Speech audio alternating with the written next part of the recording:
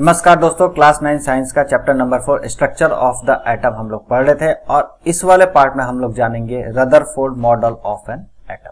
तो रदरफोर्ड के द्वारा जो एटम का मॉडल प्रपोज किया गया था उसको हम लोग इसमें जानेंगे। ठीक है, तो सबसे पहले रदरफोर्ड के बारे में जान लेते हैं। अर्नेस्ट रदरफोर्ड का पूरा नाम था और इनका जो बर्थ हुआ था वो 1871 में हुआ था और 1973 तक ये जिंदा रहे थे। 1937 तक ये जिंदा रहे थे। इनको कहा जाता है father of nuclear physics. Nuclear physics का फादर इन्हीं को कहा जाता है, रदरफोर्ड को। फेमस था इनके जो वर्क, मेनली जो फेमस वर्क था वो रेडियो एक्टिविटी पे था और discovery of nucleus of an atom. तो एटम का जो न्यूक्लियस होता है इनके ऊपर इनको नोबेल प्राइज मिला और इनका जो फेमस एक्सपेरिमेंट था गोल्ड फॉयल एक्सपेरिमेंट, ठीक है, इसी पे इनको और जिसके कारण न्यूक्लियस ऑफ द एटम मिला तो उस पे इनको नोबेल प्राइज मिलता है केमिस्ट्री में 1908। ठीक है, तो बहुत ही महान साइंटिस्ट है ये भी। इनका फोटो है ये। ठीक है, अब हम लोग आगे बढ़ते हैं। तो सबसे पहले रदरफोर्ड मॉडल ऑफ एटम को समझने के लिए रदरफोर्ड के द्वारा जो मॉडल समझाया गया था, उन्होंने एक एक्सपेरिमेंट किया था। तो रदरफोर्ड गोल्ड फॉयल एक्सपेरिमेंट या अल्फा पार्टिकल स्कैटरिंग एक्सपेरिमेंट के नाम से जानते हैं। दोनों ही नाम सही है, दोनों ही नाम कहीं आता है तो मतलब एक ही होता है, तो नाम ध्यान में रखिएगा। रदरफोर्ड गोल्ड फॉयल एक्सपेरिमेंट लिखा हो चाहे अल्फा पार्टिकल स्कैटरिंग एक्सपेरिमेंट लिखा हो, दोनों का मतलब सेम ही होता है। दोनों का को हम लोग अब समझने वाले हैं कि ये होता क्या। ये रदरफोर्ड के द्वारा एक्सपेरिमेंट परफॉर्म किया गया था। ठीक है, अब हम लोग समझते हैं रदरफोर्ड ने किया क्या था। तो उन्होंने एक सबसे पहले गोल्ड फॉयल लिया। गोल्ड फॉयल का मतलब हो गया कि एक सोने की पतली सी कागज से भी बहुत पतली परत, ठीक है, उसको बहुत ही ज्यादा उन्होंने पतला कर दिया था। जितना उस समय के टाइम पे पॉसिबल था इतना पतला करते हुए ले गए थे कि उसकी जो थिकनेस थी उसमें 1000 एटम ही आ रहे थे। ठीक है, ये बहुत ही 1000 एटम वाला जो कंसेप्ट है ये बहुत ही ज्यादा पतला था। वेरी से वेरी थिन फॉयल उन्होंने बनाया। ये हो गया गोल्ड फॉयल, बीच में आप देख सकते हैं ये हो गया गोल्ड फॉयल को उन्होंने रखा। ठीक, उसके बाद दूसरा उन्होंने काम किया कि एक अल्फा पार्टिकल का सोर्स लिया। ठीक है, अल्फा रे, बीटा रे, गामा रे होता है। ठीक है, ये रेडियो एक्टिव जो सबस्टांस होते हैं उसमें से ये 3 रे निकलता है, लेकिन इन्होंने ऐसा पार्टिकल लिया जिसमें से अल्फा रे निकल रहा था। ठीक है, अल्फा रे क्या होता है? हीलियम जो एटम एलिमेंट होता है, हीलियम एलिमेंट, उसका जो एटम होता है सिर्फ उसका जो मास होता है उसके बराबर होता है। मतलब कि helium atom without electron is known as alpha ray. ठीक है, तो ये हम लोग समझ लेते हैं। अभी के लिए नहीं समझ में आ रहा तो कोई दिक्कत नहीं है, अल्फा पार्टिकल हम लोग लेते हैं। इन्होंने लिया, हमने नहीं लिया, इन्होंने लिया था। तो अल्फा पार्टिकल का एक सोर्स ले लिया, एक गोल्ड फॉयल ले लिया। ओके, और इसको इस ढंग से अरेंज किया। ठीक है, जैसा आप फिगर में देख पा रहे हैं। ठीक है, और जो गोल्ड फॉयल था इसके चारों ओर एक डिटेक्टिंग स्क्रीन लगा दिया। डिटेक्टिंग स्क्रीन ये होता है कि जैसे कैमरे के अंदर जो सेंसर होता है कि कुछ भी लाइट सोर्स आया तो वो डिटेक्ट कर लेगा। ठीक है, ऑब्वियस सी बात है, ये डार्क रूम में हो रहा था एक्सपेरिमेंट। तो अगर कुछ भी जब अल्फा पार्टिकल जब ये गोल्ड फॉयल के से जब गुजरेगा, ठीक है, तो ये तो पार निकल जाएगा, ऐसा इनका अनुमान था, या पार नहीं भी निकल, या जो भी होगा। ठीक है, तो उसके बाद ये इसका कहाँ ये अगर इसमें डाइवर्जन होता है, मतलब कि ये अपना पाथ चेंज करता है, तो किस किस जगह पे पाथ चेंज किया तो वो स्क्रीन में पकड़ा जाए, इसलिए इसके चारों ओर स्क्रीन लगा दिया। ठीक है, तो ये पूरा इन्होंने सेटअप किया था। तो यहाँ पे हो गया बीच में गोल्ड फॉयल, यहाँ पे अल्फा पार्टिकल का सोर्स हो गया। सिंपल अल्फा पार्टिकल का सोर्स के लिए इन्होंने क्या किया था कि एक रेडियो एक्टिव मेटेरियल लिया था जिसमें से रेडियो एक्टिविटी हो रही थी और अल्फा पार्टिकल निकल रहा था। ठीक है, यहाँ पे मेनली यूरेनियम ले सकते हैं, कोबाल्ट ले सकते हैं। तो ये इन्होंने लिया, उसके चारों ओर, और अल्फा जो गोल्ड फॉयल था इसके चारों ओर एक स्क्रीन लगा दिया। ठीक है, तो अब यही इनका एक्सपेरिमेंट था, अल्फा पार्टिकल स्कैटरिंग एक्सपेरिमेंट या गोल्ड फॉयल एक्सपेरिमेंट भी कह सकते हैं, रदरफोर्ड का। तो इसके द्वारा जो ऑब्जर्वेशन हुआ ये बहुत ही चौंकाने वाला एक्सपेरिमेंट था। तो अब हम लोग इसी एक्सपेरिमेंट को थोड़ा हम लोग डिटेल में समझेंगे और डिटेल में जाते हैं। ठीक है, अब यहाँ पे 2 सवाल उठते हैं, अल्फा पार्टिकल ही क्यों चूज किया, बीटा गामा क्यों नहीं चूज कर लिया? तो अल्फा पार्टिकल हो गया डबली चार्ज हीलियम आयन, जैसा मैंने बताया, since they have a mass of 4 unit. ठीक है, एटॉमिक मास इसका 4 यूनिट होता है, फास्ट मूविंग होता है alpha particle, considerable amount of energy ये होल्ड करता है। तो एनर्जी जो इसमें होल्डिंग कैपेसिटी होती है अल्फा पार्टिकल में काफी ज्यादा होती है। ठीक है, इसी ने इन्होंने अल्फा पार्टिकल को चूज किया। अब दूसरा सवाल उठता है, गोल्ड फॉइल को क्यों चूज किया? ये सब सवाल आते रहते हैं, ठीक है। तो गोल्ड फॉइल को इसलिए चूज किया कि जैसा कि हम लोग जानते हैं गोल्ड बहुत ही मेलिएबल एलिमेंट होता है, उसको हम लोग थिन से थिन शीट में हम लोग उसको ढाल सकते हैं। दूसरा एलिमेंट लेते हैं तो लोहा ले लेते हैं, दूसरा ले लेते हैं, तो उतना हम लोग थिन शीट पे नहीं जा पाते जितना कि इसमें थिन शीट पे हम लोग चले गए, मतलब कि रदरफोर्ड चले गए। तो गोल्ड फॉइल जो था 1000 एटम तक का थिकनेस इसमें अचीव कर गए थे उस टाइम पे, ठीक है। और इनको जो लेयर चाहिए था वो थिन से थिन पॉसिबल चाहिए था, तो गोल्ड इनको सबसे सुटेबल मिला और इसका सबसे पतला इन्होंने लेयर बनाया। अब हम लोग इसमें जो आया था, अब अल्फा पार्टिकल जो स्कैटरिंग एक्सपेरिमेंट हुआ तो उसमें रिजल्ट क्या क्या आया। जो एक्सपेरिमेंट हो गया, मतलब गोल्ड फॉइल रखे, उसके चारों स्क्रीन लगाए, अल्फा पार्टिकल वहां पे छोड़े, ठीक है, गोल्ड फॉइल की तरफ, ठीक है। अब यहाँ पे क्या एक्सपेरिमेंट का रिजल्ट आया, तो 3 मेनली रिजल्ट आया, तो वो हम लोग देखते हैं, ठीक है। Most of the fast moving alpha particle pass straight through a gold foil, ठीक है। दूसरा था alpha particle were deflected by the foil by very small angle, और तीसरा सरप्राइजिंग था कि 1 out of every 12,000 particle appear to be rebound, ठीक है। अब हम लोग फिगर समझते हैं तीनों एक्सपेरिमेंट के रिजल्ट को। क्या हुआ, जब इसमें जो अल्फा पार्टिकल हुआ तो मोस्ट ऑफ द रे सीधा निकल के चले गए, कोई डिफ्लेक्शन नहीं हुआ। बहुत ही कुछ रे का इसमें डिफ्लेक्शन हुआ, ठीक है। और कुछ 12,000 में से एक रे, जिससे रे काफी सारे निकल रहे थे, उसमें 12,000 में से हर 12,000 में से एक रे ऐसा हो रहा था जो रिबाउंड करके अपने ही पाथ पे वापस आ जा रहा था। इसको समझने के लिए यहां से समझिए, इस वाले फिगर से समझिए, ठीक है, ठीक है। इसमें आप देख सकते हैं कि ये एटम ऐसे अरेंज्ड होंगे अंदर, ठीक है, जो भी हो। ये गोल्ड फॉइल हो गया, ये जो पूरा रिप्रेजेंट कर रहा है ये पूरा गोल्ड फॉइल हो गया, इसके अंदर गोल्ड के एटम्स है। अब इस डायरेक्शन से अल्फा पार्टिकल का ये जो सोर्स है ये इस डायरेक्शन पे, इसमें से छोड़ा गया अल्फा पार्टिकल को, तो ज्यादातर थे ये स्ट्रेट लाइन में सीधे सीधे निकल गया, ठीक है, कोई डिफ्लेक्शन नहीं हुआ, कुछ नहीं हुआ, सीधा निकल गया। कुछ थे, बहुत कम, फ्यू नंबर, वो थोड़ा सा अपना पाथ चेंज किया, वो भी निकले ही स्ट्रेट लाइन पार कर ही गए, लेकिन थोड़ा सा वो डिफ्लेक्शन हुआ, ठीक है।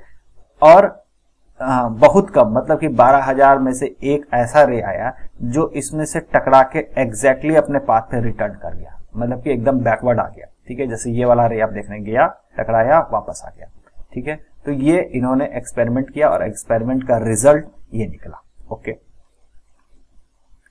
अब आ जाता है एक्सपेरिमेंट का रिजल्ट, हम लोग समझ गए। और ये जो एक्सपेरिमेंट था ये साबित कर रहा था कि अंदर में बहुत ज्यादा वाइड है, मतलब खाली स्पेस बहुत ज्यादा है, तभी तो अल्फा पार्टिकल बिना डिफ्लेक्शन होके, बिना रिबाउंड होके सारे के सारे निकल जाते। बहुत फ्यू रिबाउंड हो रहे थे और बहुत फ्यू डिफ्लेक्ट हो रहे थे अपने पास से। तो इसका मतलब ये निकल रहा था कि अंदर बहुत होल है। जो याद कीजिए, जो इसके पहले वाले साइंटिस्ट थॉमसन ने जो मॉडल प्रपोज किया था कि पूरा पॉजिटिव चार्ज से बना हुआ, वाटरमेलन वाला स्ट्रक्चर है, पूरा पॉजिटिव चार्ज से बना हुआ है और बीच बीच में इलेक्ट्रॉन एम्बेडेड है, तो उस तरह का ये एटम बिल्कुल भी नहीं लग रहा था। अगर पॉजिटिव चार्ज से पूरा भरा रहता तो सारे के सारे एटम को ये रोक लेता और सारा रिफ्लेक्ट कर जाता, रिबाउंड कर जाता, लेकिन ऐसा हो नहीं रहा था, सारे के सारे पार कर, मतलब कि अंदर वाइड, मतलब खाली स्पेस बहुत ज्यादा था, ठीक है। अब इसका जो कंक्लूजन निकल के आता है रदरफोर्ड के द्वारा, तो वो क्या था इस एक्सपेरिमेंट में, वो हम लोग समझते हैं। अल्फा पार्टिकल का जो स्कैटरिंग एक्सपेरिमेंट हुआ तो उसमें इसका कंक्लूजन क्या क्या आया। Most of the space inside the atom is empty, तभी तो सारे पार्टिकल निकल के बाहर निकल जा रहे थे, because most of the alpha particle pass through the gold foil without getting deflected. देख रहे हैं आप, फोटो में देख सकते हैं यहाँ पे ढेर सारे जो अल्फा पार्टिकल वो सब स्ट्रेट लाइन पाथ पे निकल गए, मतलब कि अंदर में एम्प्टी स्पेस, वाइड मतलब खाली स्पेस, वो बहुत ज्यादा है, ठीक है। तो इस कारण से जो एटम का जो अंदर का जो स्ट्रक्चर है, कोई भी एटम के अंदर में खाली स्पेस बहुत ज्यादा है, ठीक है, इसीलिए तो सारे अल्फा पार्टिकल निकल के जा रहे थे। Very few particle were deflected from their part, ठीक है, बहुत ही कुछ थे, ठीक है, तो वे हल्का सा डिफ्लेक्ट हो रहे थे अपने पास से, indicating that A positive charge of the atom occupied very little space. याद कीजिए, थॉमसन मॉडल ने क्या बोला था कि पूरा का पूरा पॉजिटिव चार्ज भरा हुआ है और बीच में कहीं कहीं इलेक्ट्रॉन है, ठीक है, लेकिन इस एक्सपेरिमेंट के द्वारा ये पता चल रहा है कि जब पूरे अल्फा पार्टिकल सीधे निकल गए और बहुत ही कम डिफ्लेक्ट हो रहे हैं, तो इसका मतलब है कि एटम के अंदर में बहुत ही छोटा सा जगह पे पॉजिटिव चार्ज बैठा हुआ है और वो बहुत ही लिटिल स्पेस ऑक्यूपाई कर रहा है, तभी तो सारे निकल के चले जा रहे हैं। हाँ, कोई जो उसके पाथ के आसपास से गुजरा होगा, क्योंकि अल्फा पार्टिकल भी पॉजिटिव चार्ज, ठीक है, न्यूक्लियस भी पॉजिटिव चार्ज, न्यूक्लियस अभी नहीं बोलेंगे, आगे बोलेंगे, जो पॉजिटिव चार्ज जो एटम में है वो भी पॉजिटिव, तो दोनों पॉजिटिव पॉजिटिव है तो उसको डिफ्लेक्ट कर देगा, अट्रैक्ट नहीं करेगा, डिफ्लेक्ट कर देगा, ठीक है। तो इसका मतलब है कि जो पॉजिटिव चार्ज है वो बहुत ही कहीं एक जगह पे है और बहुत ही छोटा सा स्पेस ऑक्यूपाई किया हुआ, तभी तो डिफ्लेक्ट कर रहा है। तो ये चीज पता चल गया कि पूरा में पॉजिटिव चार्ज डिस्ट्रीब्यूटेड नहीं है, पूरा खाली जगह है, बीच में कहीं एक जगह पे पॉजिटिव चार्ज है जो बहुत ही कंसंट्रेटेड है, बहुत ही छोटे जगह पे एकत्रित है पॉजिटिव चार्ज, ठीक है।